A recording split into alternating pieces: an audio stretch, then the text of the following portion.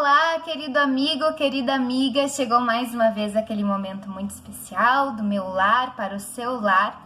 E hoje eu quero refletir um pouquinho com você numa história que está registrada em Gênesis, capítulo 19, versículo 23 em diante, que diz assim, Saiu o sol sobre a terra quando Ló entrou em Zoar. Então fez o Senhor chover enxofre e fogo da parte do Senhor sobre Sodoma e Gomorra. E subverteu aquelas cidades e toda a campina e todos os moradores das cidades e o que nascia na terra. E a mulher de Ló olhou para trás e converteu-se numa estátua de sal. O contexto aqui é que havia duas cidades, Sodoma e Gomorra. Só que essas pessoas que moravam nessas cidades simplesmente abandonaram a Deus, abandonaram os seus princípios e se tornaram então o pior da raça humana. Crueldade, maldade, idolatria, enfim, muitas coisas que desagradavam a Deus estavam presentes na vida dessas pessoas. E Deus, de muitas formas, tentou chamá-las novamente para Ele, mas essas pessoas não queriam. Porque Deus, em seu infinito amor, Ele nos dá a opção de escolha. Nós temos a opção de servi-lo ou não. Se você ler um pouquinho antes, você vai ver que Abraão, que inclusive era parente de Ló, ele ora, ele intercede por essas cidades e ele diz, Senhor, se houver 100 justos na cidade, vais destruir a cidade? E Deus diz, olha Ló, Abraão, se tiver 100 justos, eu não vou destruir. Tá, e se houver 80, 60? E chega um momento que Abraão pede, se houver 10 justos? E Deus disse, olha, se houvesse 10, eu não destruiria. Acontece que não há, apesar de haver apenas uma família. E essa família, Deus fez planos para salvá-los e enviou anjos em seu lar para salvá-los. E nesse momento nós lemos aqui o resgate dessa família, que é a família de Ló. Mas sabe que no momento que o fogo desceu e começou a destruir as coisas, destruir a maldade, tudo que estava agarrado a ela, a mulher de Ló sentiu e ela olhou para trás.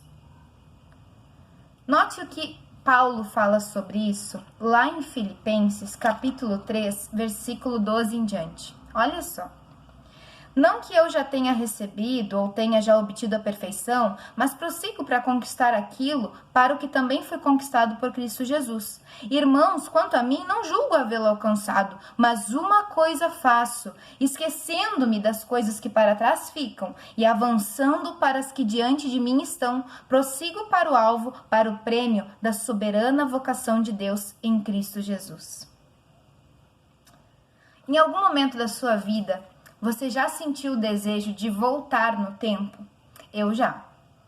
Às vezes a gente comete algum erro e a gente pensa, por que eu não posso voltar no tempo? E não falar alguma coisa, não agir de tal maneira, não fazer algo. E isso às vezes nos corrói.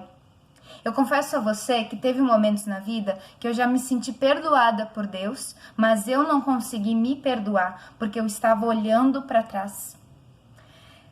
Havia um plano de salvação para a família de Ló e a mulher de Ló se perdeu. Se tornou uma estátua de sal, algo tão superficial quanto aquilo que ela estava agarrada, aos seus bens, à sua casa. Sim, queridos, é superficial. Porque no momento que o Pai Celeste, o nosso Mestre, Ele nos chama e Ele nos convida para estar perto dEle, se for necessário deixarmos as coisas daqui, deixaremos, porque o que Ele nos oferece é muito melhor. Mas não foi essa a visão que ela teve e ela olhou para trás.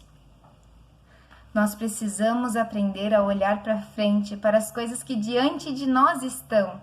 Precisamos aprender urgentemente a olhar para frente e ver a Cristo, olhar para frente e ver o céu que tem preparado para cada um de nós. Não adianta a gente ficar preso às coisas que estão aqui.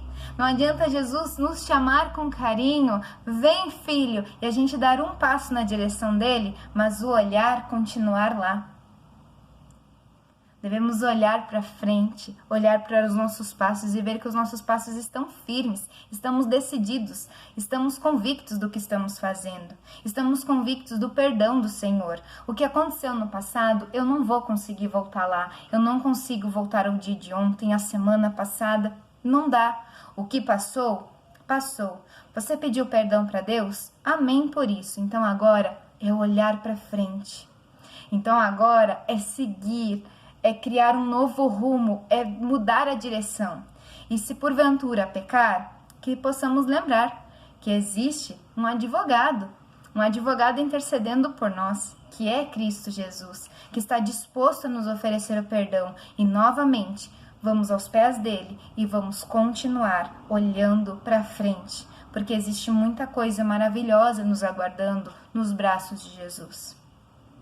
Que as coisas desse mundo não venham também nos apegar de tal forma que a gente fique olhando para elas. Que a gente possa, então, parar de olhar para trás no sentido espiritual, no sentido de querer voltar no tempo para consertar coisas que não dá mais.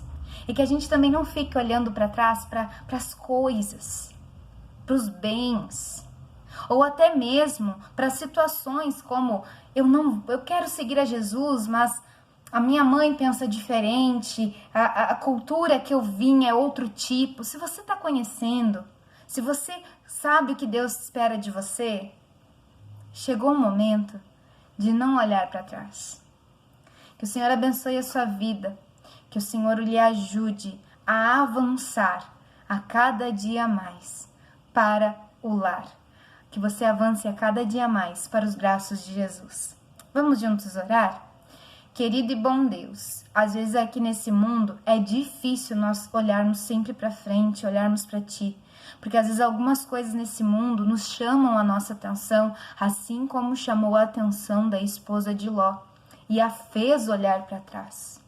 Mas que o Senhor hoje nos ajude a sermos como Paulo, que a gente possa esquecer das coisas que para trás ficam e que a gente possa avançar na Tua direção.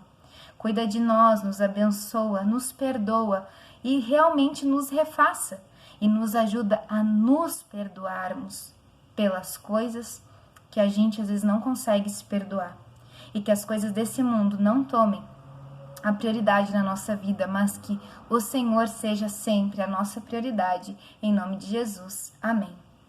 Um abraço e até semana que vem, se Deus quiser.